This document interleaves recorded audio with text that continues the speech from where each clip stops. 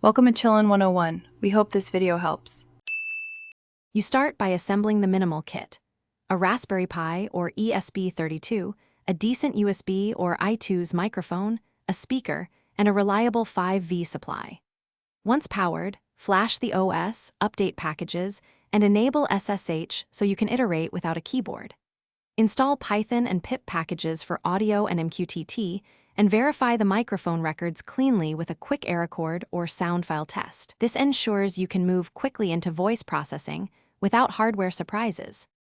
You now build the core pipeline: wake word detection, speech-to-text, and intent parsing.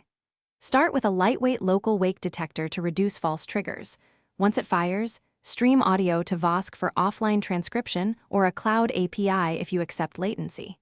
Parse the text into intents with a small rule set or a tiny NLU library, then translate intents into actions, publish MQTT messages, or toggle GPO. Make sure to thread audio capture and network calls to avoid blocking the motor control loop. You finalize by integrating text to speech and robust control. Choose local TTS for offline use and connect it to the speaker output. Wrap your voice service in a systemd unit so it restarts on failure, enable logs for commands and errors, and implement an emergency stop GPO.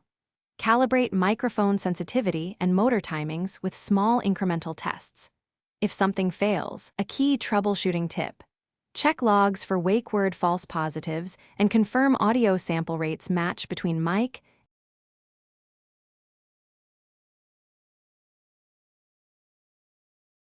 Thanks for watching. Consider subscribing if we helped you.